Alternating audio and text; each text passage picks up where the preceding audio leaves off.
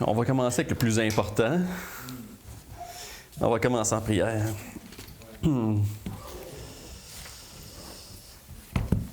Seigneur, merci. C'est ça. Merci que tu es le plus important là-dedans. Puis que, c'est ça, j'amène une étude devant l'Église en même temps. Le plus important enseignement qui se passe, c'est par ton esprit. Puis, Seigneur, je veux te confier à tout ce que je vais parler. Puis, Seigneur, il y a quelque chose de beau, c'est ça. Par ton esprit, moi, je peux faire des erreurs dans ce que je dis, puis peut-être dans mon enseignement, puis je te prie que ça ne soit pas le cas. Puis en même temps, par ton esprit, tu peux conduire moi puis les autres, tout le monde, dans ta vérité. Puis, Seigneur, merci que je ne suis pas le focus de tout ça, mais que c'est toi qui est le focus, puis c'est toi qui nous enseigne, puis ultimement, c'est ta vérité. Donc, Seigneur, je veux encore venir à toi, puis encore enseigner beaucoup plus que ce que je vais dire par ton esprit. Donc, Seigneur, je te prie pour ça dans le nom de ton Fils Jésus. Amen. Amen. Fait que, on va continuer dans ce qu'on faisait la dernière fois. Fait que, là ces temps-ci, j'ai prévu faire un peu ce qui est une fondation. Ben, tu sais, ça pourrait être une série qui est assez longue, mais la fondation est comme bien large pour un bâtiment qui est un peu plus limité en hauteur que d'autres choses, on va dire.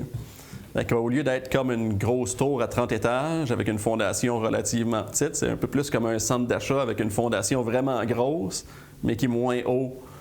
Fait que je pense qu'il y a un temps, dans ce cas-là, de mettre une fondation qui est là, puis qui est importante, puis qui va se répercuter dans tout le reste des autres édifices, pour ainsi dire, qu'on peut rajouter par la suite, là.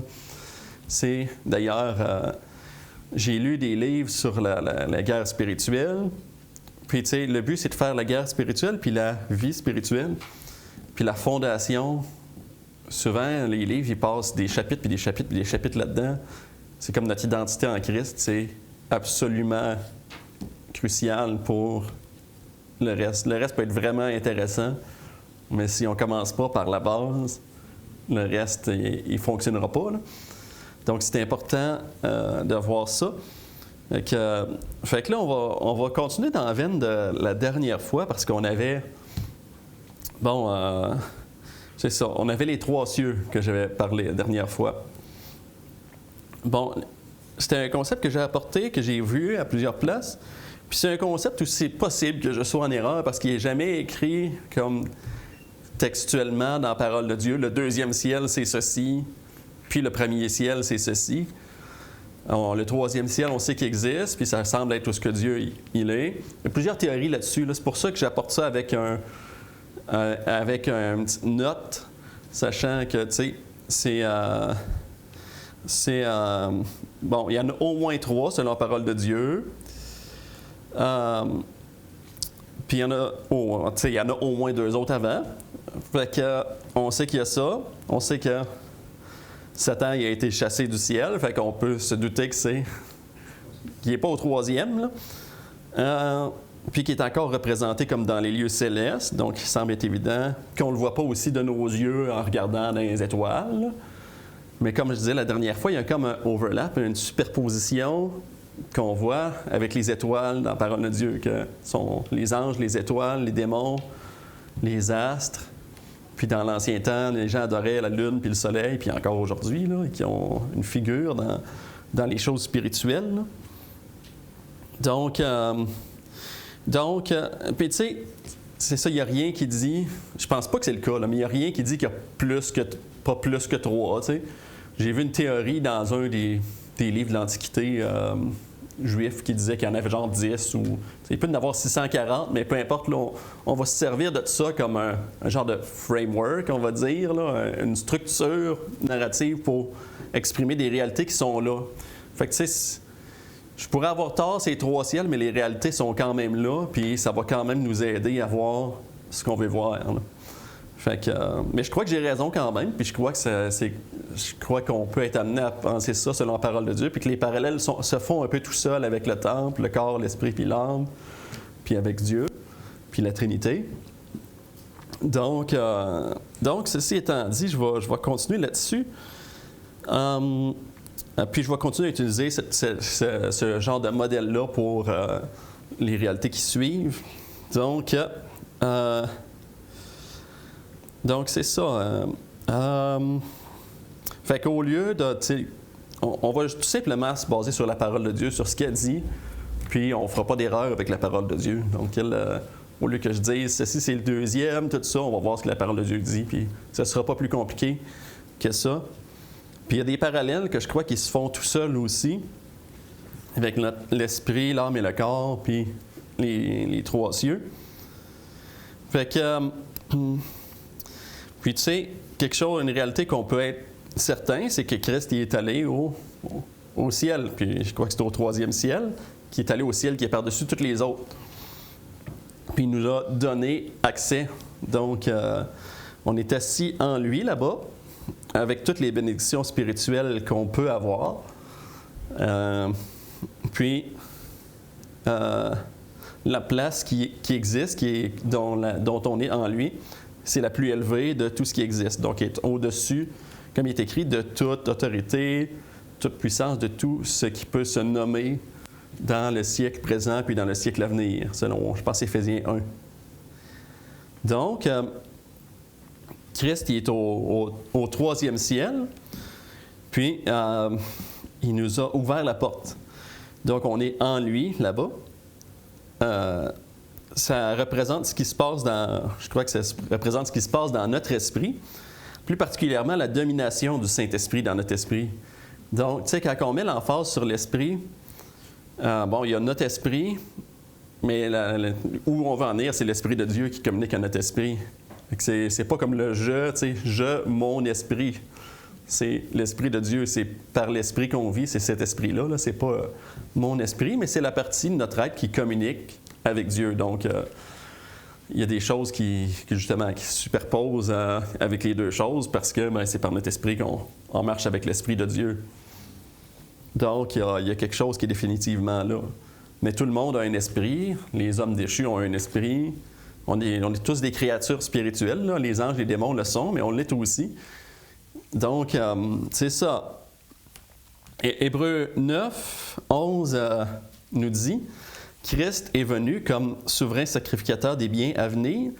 Il a traversé le tabernacle plus grand et plus parfait, qui n'est pas construit de main d'homme, c'est-à-dire qui n'est pas de cette création. » Donc, il y avait un tabernacle dans le temple, mais ce n'est pas là qu'il est entré physiquement. Le voile a été déchiré parce que c'était l'ombre de la vraie chose où c'est qu'il est allé. Verset 12, il est entré une fois pour toutes dans le lieu très saint, non pas avec le sang des boucs et des veaux, mais avec son propre sang, ayant obtenu une rédemption éternelle.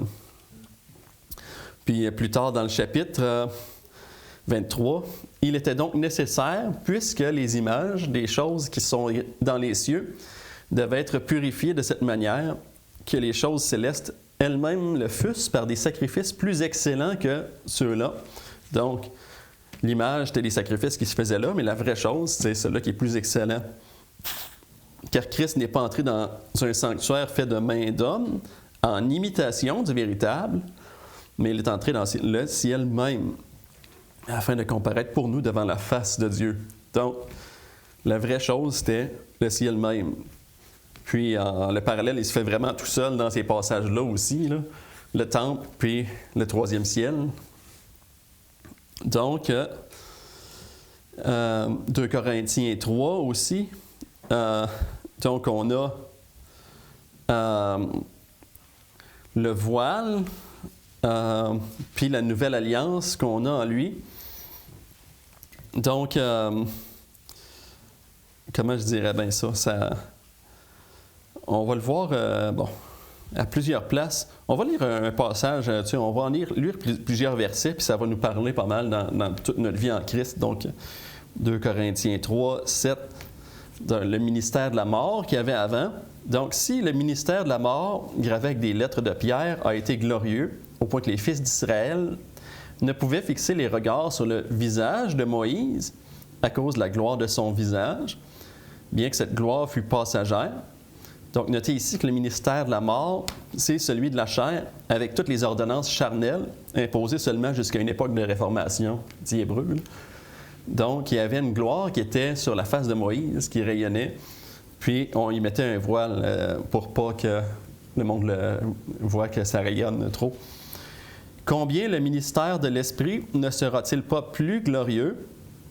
Si le ministère de la condamnation était glorieux, le ministère de la justice est de beaucoup supérieur en gloire, puis en rayonnement, pour ainsi dire.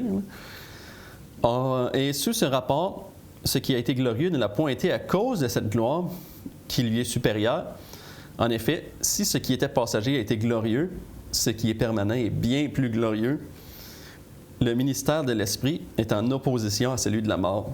Celui de l'Esprit ne condamne pas, il édifie, puis il est d'une gloire extraordinaire, plus élevée que toute la gloire qui est possible d'avoir. Donc, ayant cette espérance, verset 12, nous usons d'une grande liberté, et nous ne faisons pas comme Moïse qui mettait un voile sur son visage pour que les fils d'Israël ne fixassent pas les regards sur la fin de ce qui était passager. Donc, comment je dirais ça? Ils ne pouvaient pas voir l'issue de la chose, mais ils sont devenus durs d'entendement. Jusqu'à ce jour, même un voile demeure quand ils font la lecture de l'Ancien Testament. Et ils ne se lèvent pas parce que c'est en Christ qu'il disparaît. Donc les voiles, c'est vraiment intéressant, tous les voiles qu'on a dans la parole de Dieu, puis qui représentent toutes les mêmes vérités qui sont connexes. Donc les gens, ils ont un voile quand ils n'ont pas Christ, ils ne peuvent pas voir la divinité, tout ce qui est de Christ, les choses spirituelles, parce qu'ils ne sont pas de l'autre bord du voile, où ce qu'on est en Jésus. Donc nous, on l'a traversé en Christ, quand on est sauvé, puis l'Esprit nous communique les choses qui sont de l'autre côté du voile. On ne pourrait pas les voir. Donc, on peut lire la parole, puis les gens, tu sais, c'est ça. Les gens, ils lisent la parole, les inconvertis, puis ils comprennent rien. Ou pas beaucoup, ou limité pas mal. Ou ils comprennent intellectuellement, puis ça leur passe un peu par-dessus la tête. Mais, parce que le voile, il est là, ils sont empêchés de voir à cause de ça. C'est la vraie chose, c'est l'Esprit. Là. Fait que, tu sais, la vraie chose qui nous enseigne est l'autre bord. Fait que, du voile. Fait que, mais lorsque les cœurs se convertissent au Seigneur, le voile est ôté. Or, le Seigneur, c'est l'Esprit. Et où est l'Esprit du Seigneur, là est la liberté. Un beau passage trinitaire hein, sur l'Esprit, quand on y pense. L'Esprit, c'est le Seigneur. Le Seigneur, c'est Jéhovah, là, Yahweh. Donc, nous tous, qui, le visage découvert, contemplons comme dans un miroir la gloire du Seigneur, nous sommes transformés en la même image, de gloire en gloire, par le Seigneur, l'Esprit. Donc, c'est en regardant par là qu'on est transformé. Donc, c'est pas par la chair, évidemment, c'est pas par mes pensées, par tout ce qui est notre âme. Là. Notre âme, c'est toujours nos raisonnements, notre volonté, nos émotions. Ça peut être d'autres affaires, mais on la résume en 3 choses. Donc, c'est toujours parce qu'on voit de l'autre côté du voile qui nous transforme. C'est l'Esprit. Donc, 2 Corinthiens 4:1, la suite, là, on tourne la page, mais les chapitres, c'est pas inspiré de Dieu la division qu'on en a faite. Là. Fait que il y a vraiment une continuité. Là. Donc, c'est pourquoi ce ministère, ayant ce ministère, selon la miséricorde qui nous a été faite, nous ne perdons pas courage. Nous rejetons les choses honteuses qui se font en secret. Nous n'avons point une conduite astucieuse. Nous n'altérons point la parole de Dieu, mais en publiant la vérité, nous nous recommandons en toute conscience d'homme devant Dieu. Puis là, OK, excusez, j'en lis un peu trop, là, mais c'est 3. Si notre évangile est encore voilé, il est voilé pour ceux qui périssent. Donc, comme on voyait, ceux qui périssent, ils ont encore le voile. Pour les incrédules, dont le Dieu de ce siècle a aveuglé l'intelligence, afin qu'ils ne vissent pas briller la splendeur de l'Évangile de la gloire de Christ, qui est l'image de Dieu.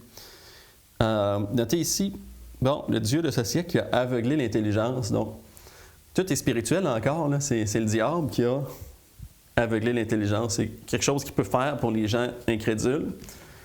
Puis, tu sais, je vais parler beaucoup du diable dans cette étude-là. Puis c'est pas qu'on veut regarder à lui, mais en même temps, on veut voir ce qu'il fait. Puis à quel point, bon, on est plus haut en autorité. Puis on a un pouvoir, on a accès à un pouvoir qui est plus haut que le sien de beaucoup. On n'a pas à en avoir peur, mais on a à réaliser que c'est spirituellement qu'on le vainc. C'est pas... Parce que, tu sais, comme on parlait tout à l'heure, ils ont un voile, on leur montre l'Écriture, rien qui se passe, là, parce que le voile est là. Ils sont empêchés de comprendre par le Dieu de ce siècle. Donc, ça prend l'intervention de Dieu pour ouvrir l'intelligence des gens, pour qu'ils comprennent les vérités, pour qu'ils soient sauvés. Donc, c'est ça. Bon, nous ne prêchons pas nous-mêmes, c'est Jésus-Christ que nous prêchons. Et nous disons, vos serviteurs, à cause de Jésus.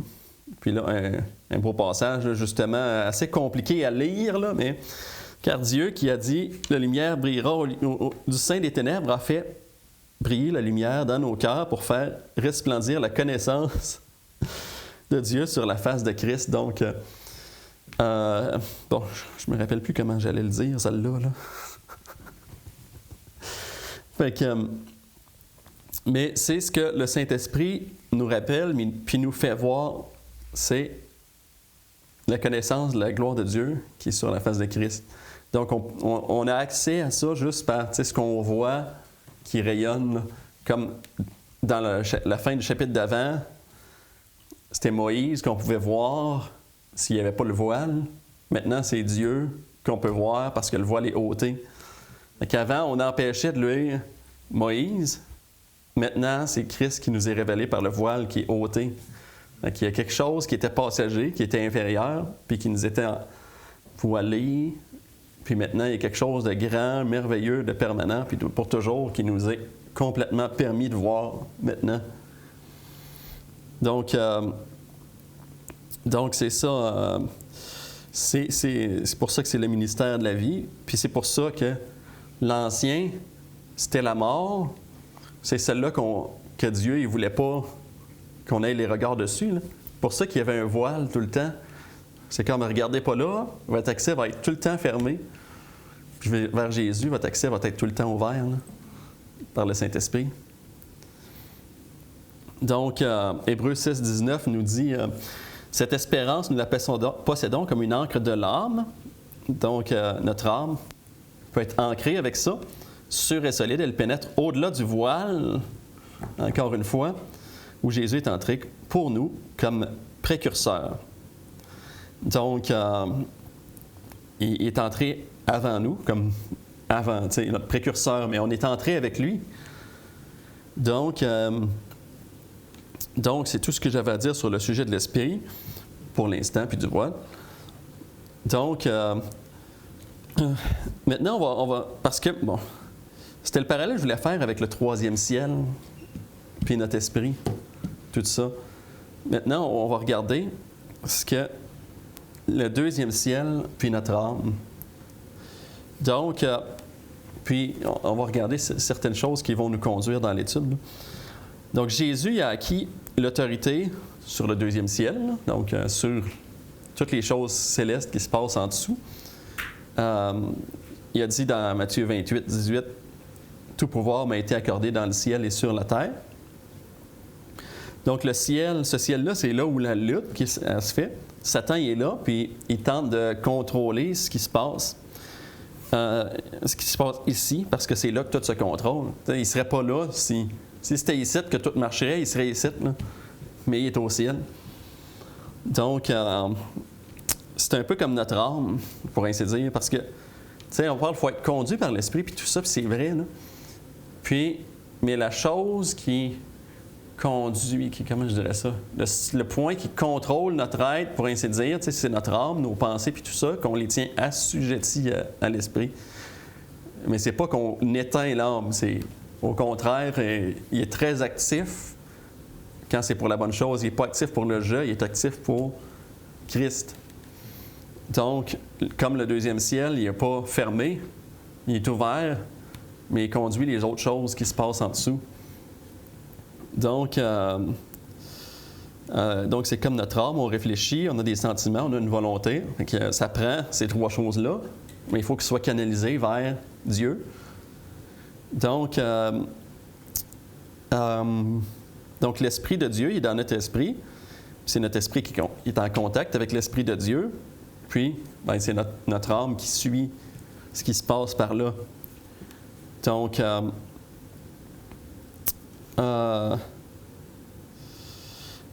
Éphésiens 6,12 nous dit « Nous n'avons pas à lutter contre la chair et le sang, mais contre les dominations, contre les autorités, les princes de ce monde, les esprits méchants dans les lieux célestes. » Ils sont pas, on ne les voit pas normalement. On peut les voir, là, mais normalement, on ne les voit pas. Ils sont au ciel, puis on lutte contre eux autres. Puis, considérez en effet que, les choses, si les choses importantes étaient dans ce ciel ou sur la terre, il ne serait pas écrit que nous avons non à lutter contre la chair et le sang, mais contre les dominations dans les lieux célestes. Si c'est dans le ciel qu'on voit, on lutterait contre quelque chose. Là, fait que ce serait très clairement écrit. Là, vous avez à lutter contre la chair et le sang, puis les choses que vous voyez, mais c'est pas du tout ça. Ce serait les choses visibles qu'on lutterait contre, mais là, c'est les choses invisibles.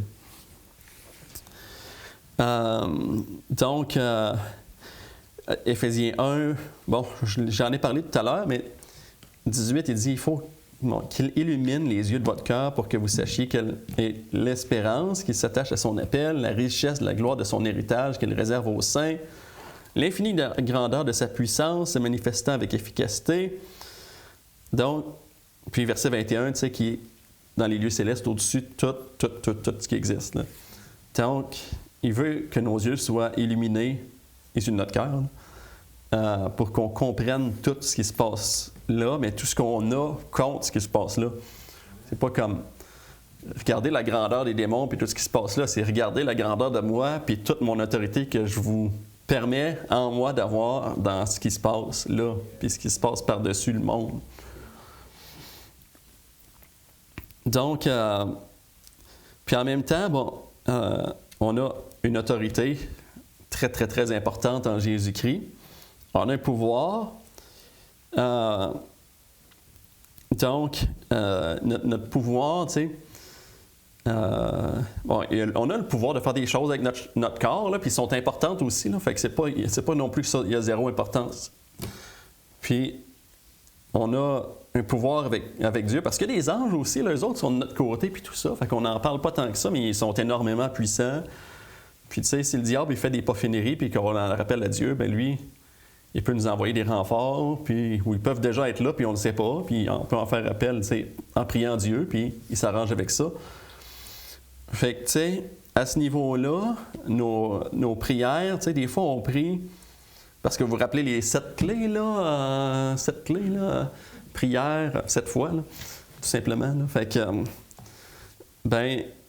des fois, on a tendance à négliger ça, tu sais, voyant pas d'accomplissement. Puis, on prie, puis c'est ça, on n'est pas exaucé apparemment, il y a quelque chose qui se passe, ça délaye, tout ça.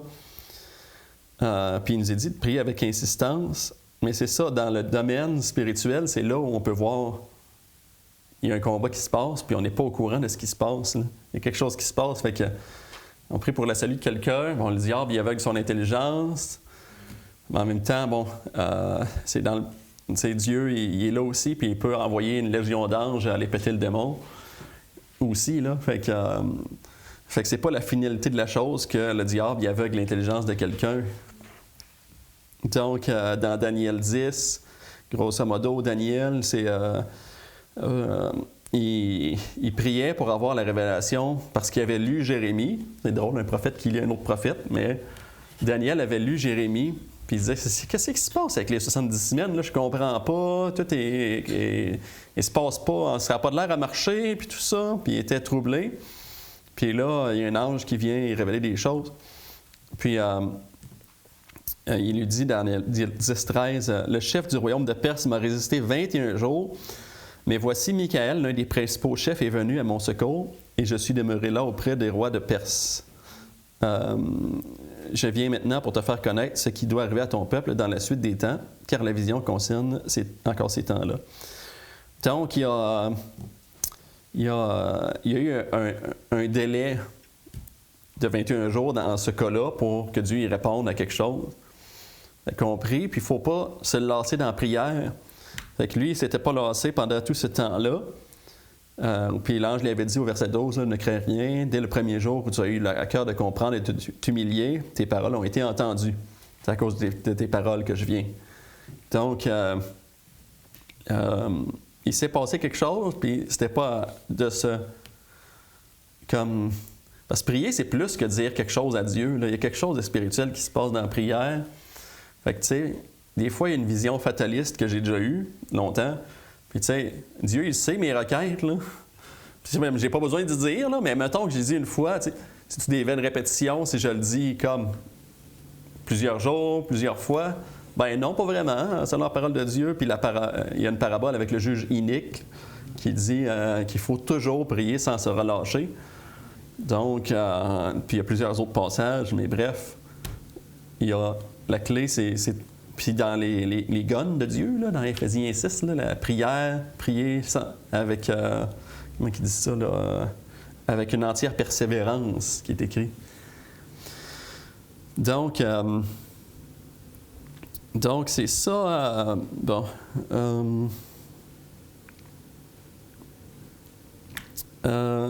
On voit aussi, pour apporter quelque chose dans l'idée du deuxième ciel, puis les batailles qui se passent dans Apocalypse 7. Non, c'est du 7. Hey, j'ai manqué le chapitre. Là. Excusez-moi, les amis. Là. Mais Apocalypse quelque chose, verset 7. Fait que vous allez bien le trouver à un moment donné. Là. Il y eut guerre dans le ciel. Michel et ses anges combattirent contre le dragon. Mais ils ne furent pas les plus forts, leur place ne fut plus trouvée dans le ciel. Il fut précipité, le grand dragon, le serpent ancien, qui séduisit toute la terre. Il fut précipité sur la terre. Donc, je pense que c'est dans le futur. Pardon? Chapitre 12, c'est ça. Donc, le diable va, dans un certain futur, être précipité sur terre, puis il n'aura plus sa place dans le ciel. Les anges vont gagner, là. Puis Jésus. Donc, il y a toujours une bataille qui se passe jusqu'à ce qu'il y ait cette victoire complète. Là. Puis, si on continue à lire le verset, on voit toute la victoire que Jésus a dans ça. Par la suite, que là, le diable, ça va être fini cette fois-là dans le ciel. Là. Puis là, les événements qui suivent n'ont pas de l'air d'être le fun pour la plupart des gens. Là. Mais c'est ça, fait qu'il va toujours avoir, jusqu'à ce moment-là, des choses qui se passent dans le ciel. Fait qu'il ne faut pas perdre espoir. Puis en même temps, c'est comme notre tête aussi. Là. Le diable, il nous attaque tout le temps, pas tout le temps, là, mais on va dire d'une manière continue. Là. Puis même si c'est là que la plupart des choses se passent, notre esprit, il nous conduit, puis de ce côté-là, c'est là que la guerre, elle se passe. Là. Notre esprit, il n'y a pas tant de... La guerre, elle se passe pas tant là, parce que c'est plus là que Dieu il nous révèle des choses, puis c'est là qu'on a la paix, puis tout ça. Quand on est en communion avec Dieu par l'esprit, mais notre âme, c'est là que toute la guerre, la pensée, tout ça, tout ce qui doit être apporté à la... Comment il dit ça, là, tu sais? Bref, à la... Ouais, c'est ça. Donc, la guerre, elle se passe là. Notre corps aussi, tu sais, il y a des choses qui se passent là aussi, mais le gros de la chose, parce que le corps est soumis à la tête, là, comme le premier ciel est soumis au deuxième, puis le deuxième au troisième, ultimement, là. Fait que même s'il y a de la rébellion là, est-ce que les décrets de Dieu vont quand même toujours s'accomplir dans le deuxième, là. Puis notre corps, nous sommes le corps de Christ. Là. Fait que, tu sais, les parallèles, ils se font encore. Hein? Fait que corps, âme et esprit, le temple, les trois parties du temple, la Trinité. Puis là, on est le corps de Christ. Donc le corps a quand même une grande importance. On vit dans la chair, fait que pas par la chair. Donc c'est correct de vivre dans la chair, c'est juste pas par la chair. C'est normal, tu sais, on vit dans le quotidien, Puis tu sais, on fait des choses qui n'ont pas rapport avec Jésus. Là, le matin, on se lève, on fait un café, on mange des céréales, tout ça. Puis Dieu, il n'est pas tant là-dedans, mais on vit dans la chair, puis c'est correct de ce qu'on fait dans la chair. Puis qu'on peut ne pas avoir des directives particulières du Saint-Esprit de quelle céréale manger le matin, mais il est quand même là, puis il est notre chef. Dieu est notre chef dans tout ce qu'on vit.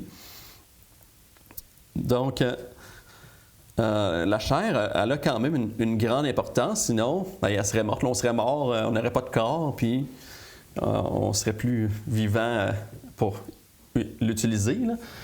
Donc, il y a une importance avec notre corps qui est importante. C'est important d'être important. Là. Fait que, c'est important pourtant. Là. Fait que, dans 1 Corinthiens 6,15, il parle de notre union, puis la suite, là, avec Jésus. Puis, c'est synonyme avec le fait qu'on est le corps de Christ. Fait que, tu sais, il y a la bonne union qu'on a avec Jésus, puis dans ce cas-là, il y a l'union perverse par la prostitution.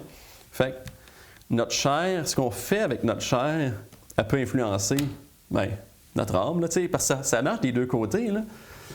Fait que, je dis, le premier ciel est soumis au deuxième, puis au deuxième au troisième, la même affaire pour notre être, la même affaire pour le temple, puis la Trinité aussi. Fait que, mais c'est pas dit que l'influence, ça se passe des deux côtés aussi. Là. Même si le chef est d'un bord, celui qui est supposé être soumis, il peut avoir une influence. Dans ce cas-là, et 6,15, ne savez-vous pas que vos corps sont des membres de Christ? Prendrais-je donc les membres de Christ pour en faire des membres d'une prostituée? Parce qu'il y avait la prostitution dans le passage, là. Les gens y avaient une mauvaise sexualité. Loin de là, ne savez-vous pas que celui qui s'attache à une prostituée est un seul corps avec elle? Donc, comme une seule chair, comme le mariage. Car, est-il dit, les deux deviendront une seule chair. Mais celui qui s'attache au Seigneur est avec lui un même esprit. Donc, notre union avec Christ, on est un même esprit. Mais on ne veut pas faire une seule chair avec quelqu'un dans un contexte de même. Donc, fuyez l'impudicité. Quelque autre péché qu'un homme commette, ce péché hors du corps, mais celui qui se livre à l'impudicité pêche contre son propre corps parce qu'il s'unit à quelque chose. Je pense qu'il y a quelque chose de spirituel là, dans cette union-là, mais on est uni avec un corps qui n'est pas sain, là, si ça se passe ainsi. Là. Donc, ne savez-vous pas que votre corps est le temple du Saint-Esprit qui est en vous? Donc là, un autre passage qui nous révèle on est un temple. Là. On a plusieurs passages qui parlent qu'on est un temple, mais celui-là, ça en est un. Donc, le parallèle se fait tout seul avec le temple de l'Ancien Testament. Donc c'est ça. Aussi, Éphésiens 1, 23 le dit, l'Église qui est son corps. Donc, on est le corps de Christ en tant que l'Église. Donc, fait que dans ce sens-là, on est un peu comme ces 5 sens. Tout ce qui se fait, qui peut se toucher par Jésus, c'est nous autres là, qui le fait. Là. Donc, c'est ça. Puis, un jour, je vais apprendre à faire des notes comme il faut. Là. Fait que, bon, je vais changer de sujet parce que mes notes s'en vont dans l'autre sujet. Là. Excusez, un jour, je vais apprendre ça. Là. Avec Jésus, il chasse l'homme fort qui est dans notre corps, selon sa puissance puis son autorité qui est en nous.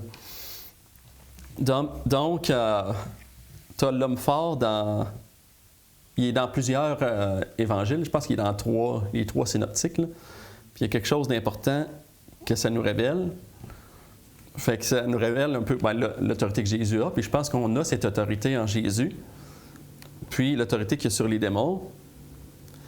Puis, Jésus, il a le pouvoir sur toutes les armes qu'il avait, puis il les enlève. Il enlève tout ce qui peut nous faire du mal avec. Donc, Luc 11, 14, mettons, si on prend Luc, là. Fait que...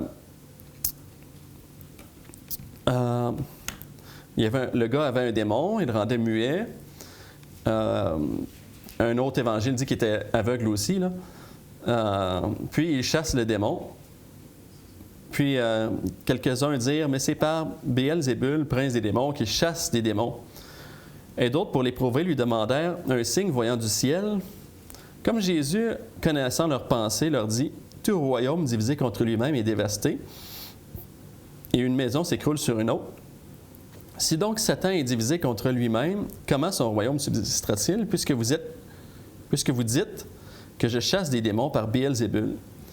Si moi je chasse les démons par Béelzébul, vos fils, par qui les chassent-ils? Avec nous, par Jésus, on a, toute l'autorité qui se faisait, c'était par le royaume de Dieu, par Jésus. Puis, on l'accusait de le faire par le diable, mais c'est Jésus qui enlevait toutes les armes que le diable pouvait avoir. Puis, encore aujourd'hui, par son sacrifice, il a enlevé toutes les guns qu'il pouvait avoir contre nous autres en tant que chrétiens. Sa seule arme, c'est le mensonge. Avant, il pouvait avoir comme arme la vérité. Là. Hey, il a péché, là, puis il n'y a pas de sacrifice pour lui et qui marche, là, un tel. Là. Mais maintenant, toutes les guns du diable sont partis contre nous autres. Là.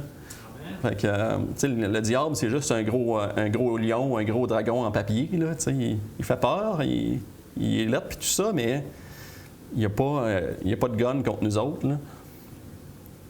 Fait que... il dit, le 21, « Lorsqu'un homme fort et bien armé garde sa maison, ce qu'il possède est en sûreté. Mais si un plus fort que lui survient et le donne, il lui enlève toutes les armes dans lesquelles il se confiait et il distribue ses dépouilles. Celui qui n'est pas avec moi est contre moi, et celui qui n'assemble pas avec moi disperse. » Donc c'est ça, il y a véritablement quelque chose que je crois qu'on a en lui. Puis c'est ça, si on est assis dans les lieux célestes avec lui, on a cette autorité, je pense, sur le diable. Sinon, c'est lui qui aurait autorité sur nous puis qui pourrait faire comme tout le temps, mais il a perdu cette autorité-là par le fait que, en plus d'être déchu, il y a un autre royaume qui est apparu, qui est plus fort que le sien, qui est dominé par Dieu, puis qui nous a donné d'être assis en lui avec son autorité. Puis maintenant, on a des guns. Eux autres, ils ont perdu leur gun. Fait que, tu sais, tout est... toute marche de pair maintenant contre le diable. Fait qu'on peut avoir une assurance dans ce qu'on fait contre le diable, puis qu'on n'a pas à avoir peur de quoi que ce soit. Parce que les guns, ils vont d'un seul côté maintenant. Fait que... pas dit qu'ils peuvent rien nous faire. Là, je pense qu'il y a, on va le voir plus tard, là, mais des choses physiques qui peuvent se passer, puis il faut en être au courant là, que il y a des choses physiques qui peuvent se passer, puis on se fait mentir assez régulièrement. Il peut nous attaquer avec toutes sortes de mensonges. Fait que c'est ça. Il est vraiment là, il fait quelque chose, mais c'est du mensonge tout le temps. Donc, le diable, il construit rien. Il n'a pas le pouvoir de construire, c'est Dieu qui construit. Mais le diable, lui, il détruit. C'est le plus fort, c'est Dieu. C'est celle-là qui a le pouvoir de construire. Là. Donc, fait qu'il y a des choses qui se passent ici.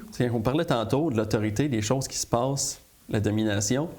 Fait qu'il y a des choses qu'on fait ici qui se passent dans le ciel aussi, là, qui ont une autorité, qui ont un lien aussi. Fait que, il y a un passage... qu'on a le pouvoir de lier puis délier. J'ai pas encore assez étudié ça pour être certain de qu'est-ce qu'il veut dire par lier puis délier. Parce qu'il il est dans Matthieu 16, puis il est à d'autres places, mais il dit « Ce que tu lieras sur la terre sera lié dans les cieux ». Il dit aux disciples aussi. Donc, je ne vais pas m'embarquer là-dedans pour l'instant, mais notez que ce que tu lis sur la terre sera lié dans les cieux. Fait qu'on peut lier des choses, puis ils sont liés dans le ciel. Fait qu'on fait quelque chose en ce moment, puis il lie quelque chose dans le ciel. Avec l'autorité, le lien, il se fait aussi un peu dans l'autre sens, même si c'est l'autre qui nous domine.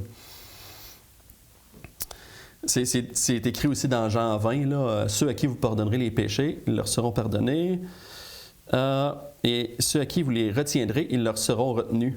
Fait qu'il y a un côté comme qu'on a une influence vis-à-vis de ça aussi dans le ciel. Donc c'est ça, exemple, ça peut signifier aussi excommunier quelqu'un en tant qu'Église. Fait que le fait que, justement, si on met quelqu'un en dehors de l'Église qui a fait des pofineries, ça a un aspect spirituel qui se passe. C'est plus qu'il ne peut pas rentrer dans le baptême. Il y a quelque chose de spirituel qui se passe avec Dieu aussi. Fait que ce qu'on fait ici, ça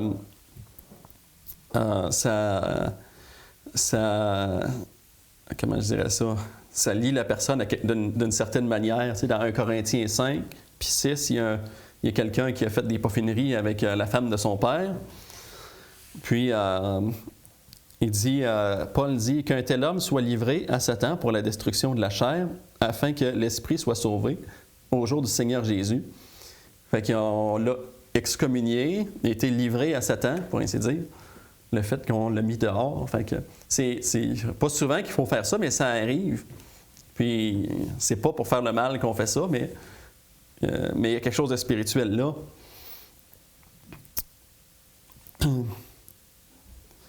Puis 2 Corinthiens parle de quand il a été rétabli, le gars. Dis-moi, c'est ce qu'on croit. Donc, parce qu'il voulait que l'Église le pardonne ce gars-là, parce qu'il vraisemblablement il était repentant. Puis il les exhorte à pardonner. Donc, il est écrit, Or, 2 Corinthiens 2, 10, là, Or, à qui vous pardonnez, je pardonne aussi. Et ce que j'ai pardonné, si j'ai pardonné quelque chose, c'est à cause de vous, en présence de Christ, afin de ne pas laisser à Satan l'avantage sur nous, car nous n'ignorons pas ses desseins. Fait que je pense que ça implique aussi le manque de pardon. On laisse l'avantage à Satan dans le contexte. Fait qu'il y a encore une influence qui se passe dans ce qu'on fait ici. Donc, aussi, bon, je pense que il m'en reste pas pour longtemps. Ouais, il m'en reste pas pour longtemps. Mais j'ai une feuille. Y a-t-il un distributrice de feuilles ici? Il y a juste une feuille, puis. Juste une feuille, mais tout qu'on se la partage? Oui, on va tous la partager, là. Fait que j'ai 2 graphiques. Là, j'ai décidé d'être vraiment cheap, là. Puis, tu sais, pour ne pas payer la couleur, là, j'ai tout mis en noir et blanc. Et la prochaine fois, je pense que je vais le faire en couleur, là. Ça ne coûte pas si cher que ça, là. Fait que j'ai mis en gris, anthracite, telle couleur, puis gris... non, c'est pas vrai. J'ai pas fait ça, là, mais... bon, on va regarder la partie de gauche avec un X. Ça, c'est ce que je croyais avant. Puis beaucoup de gens peuvent croire ça. Satan, la chair puis le monde, on va voir les versets après. Je ne vais pas les dire toutes, là, mais on va voir qu'est-ce qu'il y en est, là. Fait que le premier graphique à gauche, il y a Satan, la chair puis le monde, puis ils sont comme à l'extérieur, puis ils attaquent le chrétien. Puis dans la vraie vie, c'est pas comme ça que ça se passe. Mais tu sais, il y a des choses à l'extérieur là, qui se passent, mais le vrai combat, il est à l'homme intérieur. Fait que c'est à droite. Est-ce que ça se passe? Fait que dans notre âme, le combat. Fait que Satan, il est là. Le monde, il veut notre âme intérieure. Tu sais, puis il salit toute la gang. Fait que Satan, il arrive, hey, le monde, hey, t'aurais besoin d'une moto, ou je sais pas quoi. Puis, ou la chair, tu sais, oh, hey, t'es donc bien bon, puis tout ça. Puis l'autre, il est donc bien pas bon. Puis notre chair, elle peut faire ça toute seule aussi. Elle peut regarder le monde, elle peut regarder au diable. Fait qu'ils s'influencent tous, puis ils marchent tous de pair, toute cette gang-là. Puis, ils ont tout à faire avec l'homme intérieur. Fait que tout le combat, il se passe à l'intérieur. Puis, l'extérieur va suivre. Là, si on choisit de suivre le monde, on va le faire avec notre corps. Fait que, mais, grosso modo, la lutte se fait dans l'homme intérieur. Donc c'est ça. Parce que j'étais très cheap, Satan, j'ai mis les versets, là, tu sais, pas en gras puis pas soulignés. Fait que, tu sais, ça vous montre un peu les versets en lien avec l'ennemi. Je l'ai mis en souligné ceux qui sont pour le monde, puis en gras ceux qui sont pour celui qui est pour la chair dans le cas présent. Donc, oui, vas-y, Christine. Oui, vas-y. L'homme intérieur, c'est notre âme ou notre esprit? Ben, c'est les deux. Fait que, un peu comme le temple qu'on voyait, là. Fait qu'il y a deux parties. Puis je pense que le ciel, c'est ça aussi, les deux cieux qu'on ne voit pas. Tu sais, c'est comme si, pour ainsi dire, un est un peu dans l'autre, là. Donc... l'homme extérieur, tu veux dire. Parce que l'homme intérieur, c'est l'esprit.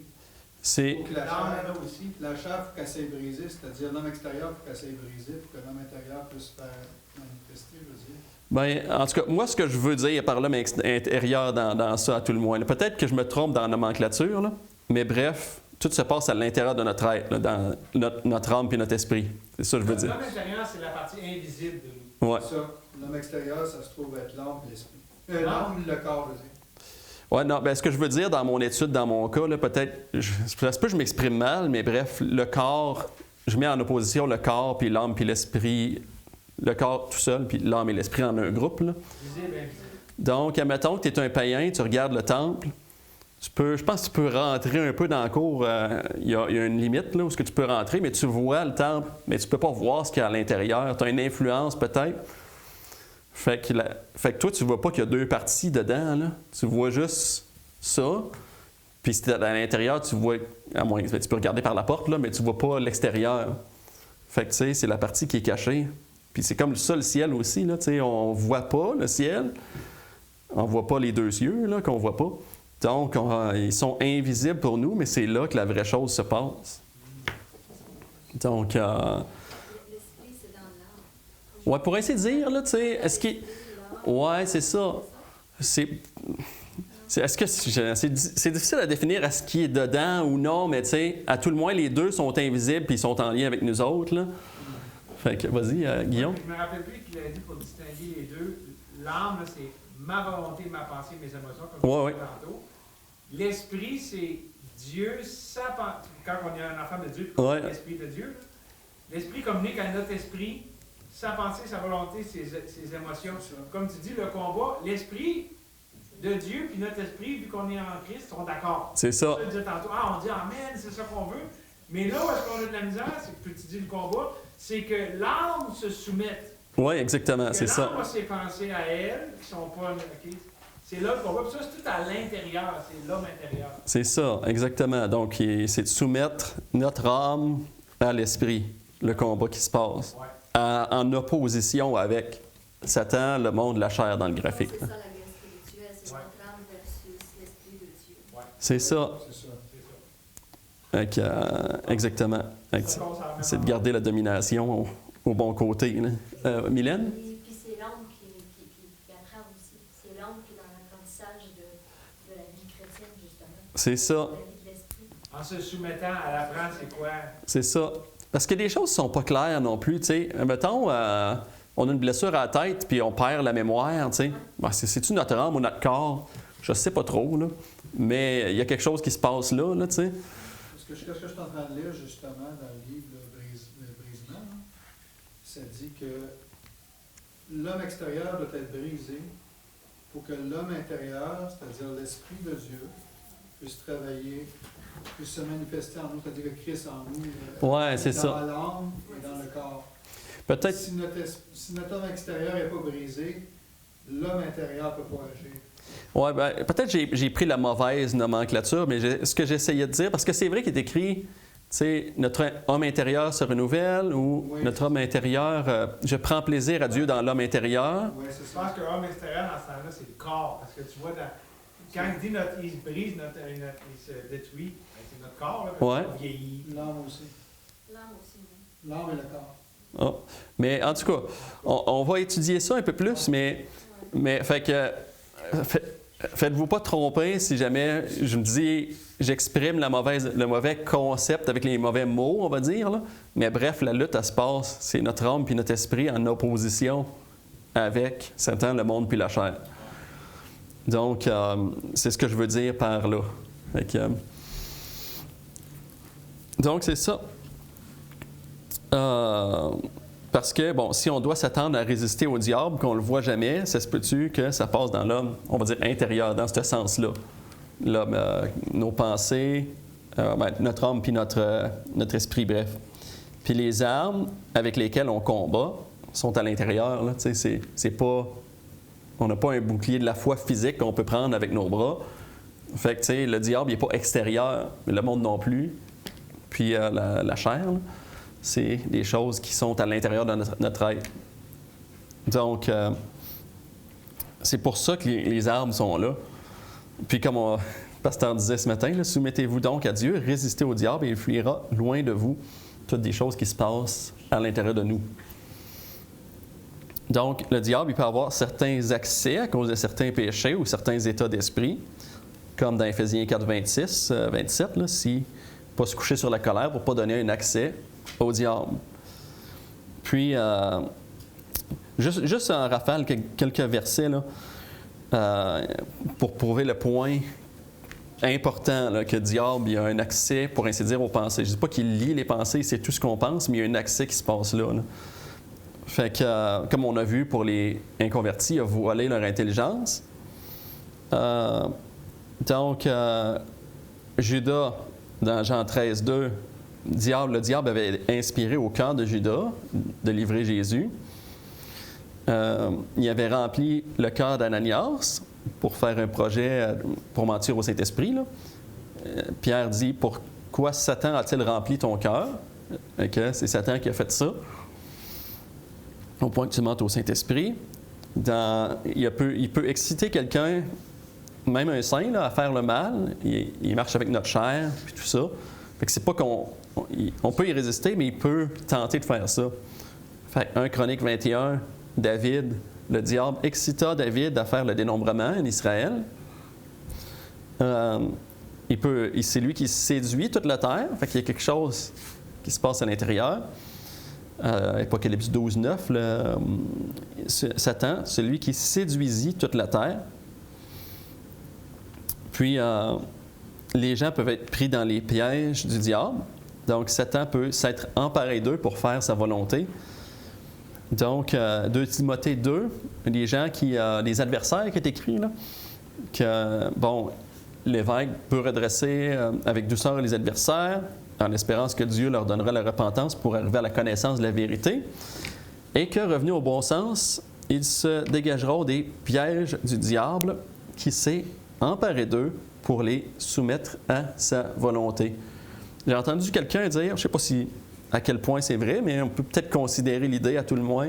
Quelqu'un disait, ce verset-là, que le diable peut se servir de n'importe qui est inconverti contre nous autres selon sa volonté. Là. Puis Dieu, il peut empêcher ça aussi, là, mais on peut considérer la possibilité que le diable, il peut faire ça. Là, il prend les gens inconvertis pour s'opposer à nous. Puis il peut, on l'a vu tantôt, aveugler l'intelligence des inconvertis. Il a aveuglé leur intelligence dans 2 Corinthiens 4.4 afin qu'ils ne vissent pas briller la splendeur de l'évangile de la gloire de Christ, qui est l'image de Dieu. Fait que c'était tout ce que j'avais à dire sur le sujet pour aujourd'hui. Est-ce qu'il y a des questions, des commentaires? Christina en premier. Bon, juste pour revenir sur la guerre spirituelle, on avait dit là, que c'est l'âme versus l'esprit. Oui. On a dit c'est la chair versus l'esprit. Mm-hmm. Puis l'âme, c'est nos pensées, nos émotions, notre volonté. Puis le cœur, ça englobe tout ça. Le cœur, c'est le siège de nos pensées, de nos émotions, de notre volonté. Parce que quand tu le dis, Satan a mis dans le cœur C'est ça. de tel ou tel. Oui. Donc, il est allé après son âme, dans le fond. Dans le fond, le cœur, moi je définis ça, là. C'est quoi le cœur? Moi je définis ça comme la partie que tu mets dans le centre de ton être. Avec le cœur, tu sais, puis j'ai étudié la définition, là, du mot. Le cœur, ça peut dire plein d'affaires, y compris même la pensée. Là. Nous, on ne l'exprime pas de même, là, mais en grec, ça peut dire la pensée, puis en hébreu aussi. Là. Mais je pense que dans ça veut dire, c'est pas nécessairement une partie de nous, mais ce que tu mets dans le centre, toi, ce que tu définis comme si ma chair, c'est dans le centre, c'est hey, je vais. Ce qui est important pour moi, je décide maintenant, c'est ce que je veux, tout ça. Ouais. Vas-y, Guillaume. Quelqu'un comparait le cœur à soit une gâchette, comme part, tu tires d'une direction ou l'autre, on peut dire un pivot. Ouais. Dans ton cœur, tu vas te diriger soit vers la chair, tu sais, ce que ton âme veut, ou dans ton cœur, tu sais, tu vas te soumettre à ce que l'esprit te dirige, puis là, tu sais, le cœur, tu sais, ça dit, garde ton cœur de plus que toute autre chose. Mm. Donc, ça veut dire que le malin, puis le monde, puis la chaîne que tu as mis ici dans le diagramme, ils vont aller après le cœur de la personne. Ouais, c'est ça, exactement. Ils veulent tout avoir notre cœur, c'est ça. C'est-à-dire ce qu'on. Tu sais, parce qu'ils se disputent, là, puis tu sais. Là, d'un côté, Saint-Esprit dit hey, regarde vers moi. De l'autre côté, le monde regarde vers moi, puis tout ça. Fait que, tu sais, qu'est-ce que je mets dans le cœur? OK, Dieu. Vas-y, Guillaume. Proverbe, je me rappelle plus, c'est 22. Mon fils, donne-moi ton cœur, et que tes yeux se plaisent dans mes voies. Puis, dans le fond, tu peux dire ça que Dieu dit ça à son enfant. Là. C'est ça. Donne-moi ton cœur. C'est ça. Amen. Christophe, tu avais quelque chose? Ça retourne pas mal autour de ce que Christina a dit dernièrement. Dans le fond, le cœur, c'est comme le champ de bataille, le point décisif. Exactement. Fait que c'est ce que. C'est pas une partie, c'est celle que tu choisis, bref, là. C'est celle que tu mets en avant. Là. La chair, elle ne communique pas avec l'esprit. Ouais, je pense qu'on pourrait dire ça. Tu sais, ils sont en opposition. C'est l'esprit. Oui, c'est ça. L'opposition est oui, en. comme dans le genre, ils sont opposés dans la Galate, ils sont opposés dans l'autre, après, c'est ça. Puis, juste en tout, quand tu parlais, bon, l'homme fort, puis là, ses armes sont enlevées, dans lesquelles il se confiait. Ouais. Ben, quand on complète ça avec Colossiens 2,15, ça dit que Jésus a dépouillé. Ouais. Il a pris le butin. C'est ça. Il n'y a plus d'armes, il n'y a plus de ressources. Il a enlevé, tu sais, il a enlevé les ressources, tu sais, que Satan avait. Il n'y a plus rien pour se battre. C'est ça, exactement. Le diable, il n'y a plus de ressources maintenant contre nous autres. Là. Tu dis quelque chose, Mylène? Oui, notre esprit, avant d'accepter le Seigneur, n'était pas renouvelé. Donc, ne pouvait pas, comme. C'est ça le cœur, justement, c'est l'esprit, le cœur. Notre esprit, c'est la partie qui communie avec Dieu. Fait que le Saint-Esprit il est là, un peu comme le Saint des Saints. Ouais. L'Arche de l'Alliance est là. C'est comme la présence de Christ ou de l'Esprit. Là. Donc, mais notre cœur, ben, tu sais, c'est ce qu'on peut regarder par là puis le faire, pour ainsi dire, notre cœur. C'est ce que Dieu veut. Donc, mais on peut regarder à la chair puis en faire comme notre cœur, là, je veux X, Y, Z. Et qu'on voitise des yeux, c'est ça. Hein? Et que c'est comme. Est-ce que Christina? Pourquoi t'as battu mon âme et j'ai mis Dieu dedans de moi? C'est ça. Mon âme, ça se trouve avec la cœur, comme on a dit, de centre. Autrement dit, si on est centré sur soi, ben notre âme va s'abattre. C'est ça. Et si on est centré sur Dieu, ben notre âme va se réjouir en Dieu. Comme espère en Dieu dans le passage que tu dis. C'est ça. Dans le fond, il y a son combat, mais ça finit bien parce qu'il finit par avoir espéré en Dieu. C'est ça. Fait que au départ, on va dire le psalmiste avait son cœur vers les pensées de son âme. Ouais. L'âme, il pense. Puis c'est bon, là, mais il pensait pas des bonnes choses, là. Non, c'est ça. Fait que c'était. Centré sur le jeu. Oui, il s'était centré sur le jeu, tandis que Dieu l'appelait à lui. Puis là, fait que le cœur, il a comme changé son contenu pour être ce que l'âme avait en tête au lieu de l'esprit. Donc si la guerre spirituelle est dans nos pensées, bien, ça veut dire qu'on combat avec les pensées de Dieu. Exactement ça. Puis moi, je veux savoir, là, pour les non-sauvés, la guerre spirituelle se passe à quel niveau? Oui, bien, le Saint-Esprit, il les convainc. Fait que, tu sais, je pense qu'il y a quelque chose dans leur esprit qui se passe, mais tu sais, ils peuvent résister au Saint-Esprit, les inconvertis.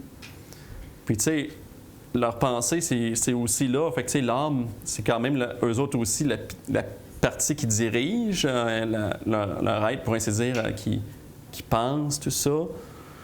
Donc, mais en général, tu sais, comme normalement, un inconverti est centré sur soi, c'est le je. L'âme, un inconverti qui n'a rien entendu parler de Dieu, il mène sa vie d'inconverti. Son âme, c'est tout le temps la chair, parce qu'il y a le vieil homme, là, mais pour eux, il n'est pas vieux, j'imagine, là, c'est l'homme tout court. Et le vieil homme, il laisse tout le temps la porte rentrer à la chair. Là. C'est comme un portier qui est mauvais, puis il laisse tout le temps la chair dominer parce que c'est ce qu'il veut. Mais nous, on a le nouvel homme qui ferme la porte à la chair. Là. C'est ça la différence. Nous, on a le choix, tandis que les autres n'ont pas le choix. C'est ça. Nous, on a le choix de fermer la porte. Les autres, ils n'ont pas le choix de fermer la porte tant que Dieu ne les saisit pas. Faut que l'homme plus fort soit venu briser le premier. C'est ça, hein? Exactement, parce qu'ils ne peuvent pas choisir l'Esprit de Dieu. Ils ont un esprit, mais il peut être en communion avec le diable ou avec d'autres, peu importe en quoi, là, mais l'Esprit de Dieu n'est pas là. Là où l'Esprit de Dieu donne la liberté, ils sont esclaves. Exactement, ils sont esclaves. Mais c'est ça, mais Dieu, c'est ça, pour sauver quelqu'un, il va aller chercher dans son esprit. Là. Il va aller l'allumer, l'amener à la vie dans son esprit qui est mort. C'est ça. Une charmante épouse. Ben, en fait, c'est quand Christ est mort sur la croix, c'est lui-même qui a déchiré le voile. Oui, C'est ça qui se passe pour les inconvertis. C'est Dieu qui enlève le voile. Il déchire le voile. quand ils se convertissent, le voile est ôté. Ouais. C'est ça. Quand C'est l'œuvre de Dieu. parce que quand ils se convertissent, le Saint-Esprit il rentre. Fait que le voile est ôté, le voile vers la présence de Dieu aussi elle-même est ôté. Fait que, c'est là. Les parallèles, hein? Oui, c'est ça. Hein? C'est ça qui dit que le voile Puis c'était de haut, le voile physique. Le voile physique était de haut en bas, mais pour dire que c'était Dieu, mais de la même façon, quand on se convertit, c'est Dieu qui enlève le voile, c'est pas nous qui l'enlève. C'est ça. C'est Dieu qui le déchire. Parce que, tu sais, je ne suis pas dans ceux qui croient que la foi en tant que telle, c'est un don, tu sais, d'être régénéré pour croire. Je crois que le Saint-Esprit est nécessaire pour faire l'œuvre, mais on peut y résister. Là. Fait que ils sont nés de Dieu, fait que c'est Dieu qui a ôté le voile, mais c'est eux qui ont reconnu leur péché parce que Dieu faisait l'œuvre aussi. Là. Fait que c'est pas non plus indépendamment de Dieu qu'on peut trouver Dieu. Là. Fait que, Mylène? Oui, quand Jésus est allé sur la croix, quand il dit que le voile C'est déchiré. justement, c'est tout un symbole. Et quand Jésus est allé sur la croix, toutes les affaires qui s'est passées, ça a tout un symbole avec ce qu'on dit. C'est ça, exactement. C'est tout un symbole, le voile du temple. Là. Guillaume? Je ne veux pas m'éterniser, mais juste, tu sais, quand on parlait du voile, je pense que c'est là qu'il y a un certain mystère. Parce que là, on dit c'est l'œuvre de Dieu, mais en même temps, on peut résister, puis en même temps, tu sais, c'est pas. Fait que là, c'est là, tu sais, un peu, Jésus, c'est Dieu ou homme, mais non, c'est les deux. Fait que là, il y a un peu ça aussi, là, tu sais, c'est moi ou c'est Dieu, c'est les deux, tu sais, puis tu peux pas tout comprendre, mais C'est ça. tu l'acceptes tel quel. Ouais, lequel en premier? Lequel en premier, parce que je regarde 2 Corinthiens que tu viens de lire, puis ça parle de cœur, puis ça parle du voile. Mais lorsque les cœurs se convertissent au Seigneur, le voile est ôté. C'est ça. Amen. Donc là, tu vois, c'est le cœur qui se convertit, puis ensuite Dieu donne l'intelligence. C'est ça. Fait que le cœur, tu vois, là, le centre, là, parce que l'inconverti, il peut faire mon cœur, hey, je vois que la direction que j'ai toujours été, c'est de la scrap, je regarde Dieu. C'est ça. Le voile, il s'enlève. Wow. Mm. Ah, mais. Oui, Mylène? Ben, c'est le cœur dans Ézéchiel 36, 26. OK. C'est quoi déjà, ça? Ah, qui dit qu'elle donnerait un nouveau cœur. Un cœur de chair. Ah, oui. Y avait-tu une autre question, un commentaire? Je vais fermer, Mathieu. je vais fermer la machine. Peux-tu fermer l'autre aussi, audio? OK.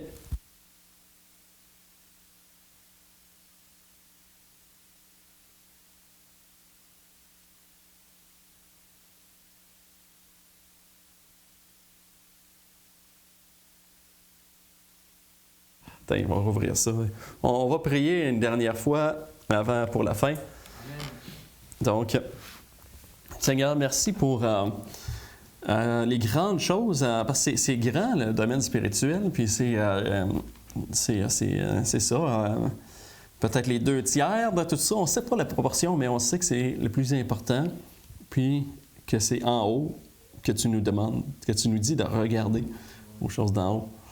Donc Dieu, je te soumets à toute notre Église, puis moi-même, pour que tu nous montres ces choses-là d'en haut, puis que tu enseignes à toute l'Église énormément plus que je peux le faire.